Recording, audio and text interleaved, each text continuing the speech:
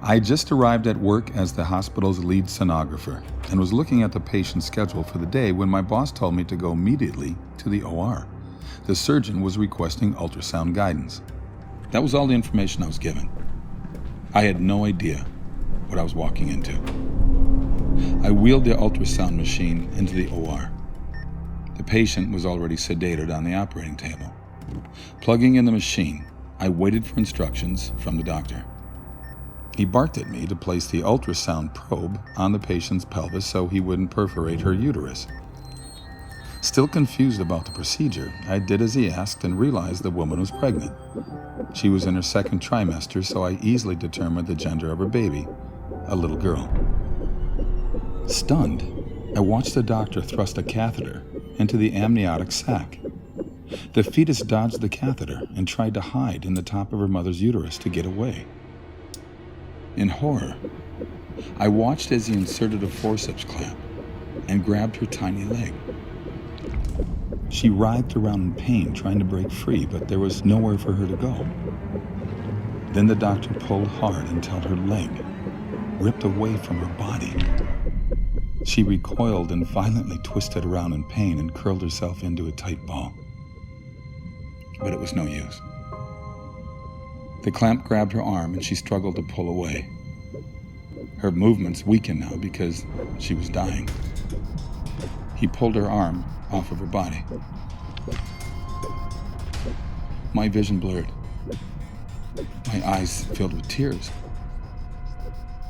The child again curled herself into a tight ball, but again, the device grabbed her other leg and it was ripped from her body. By now, her heartbeat had slowed significantly, but she was still alive. The clamp grabbed her last limb and ripped it off. She wiggled and squirmed around, and then her heart finally stopped beating. I announced that there was no more cardiac activity. The nurse and scrub tech in the room gasped, realizing for the first time that this was happening to a fetus that was still alive. The remaining body parts, the head and torso, were removed. Placenta was removed, and a final look with ultrasound revealed all products of conception were removed. I was told I could leave the room. Up until that moment, I had been frozen. I silently removed the ultrasound machine from the operating room, went directly to the locker room, and threw up.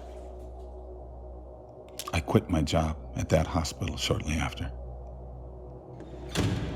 I told my boss I would never again participate in that type of procedure. I was having nightmares and could not escape the memory of what I had witnessed. I would never again assist in the murder of a child. It was over 20 years ago, but it's just as vivid in my mind today as the day it happened. The saddest part is that this procedure is still happening today. People have no idea we are murdering babies in this way. They think it isn't a person, that it's just a mass of tissue. I'm so sorry for what happened to this little girl, for what I did to her. I'm sorry, sweetheart. I'm so sorry.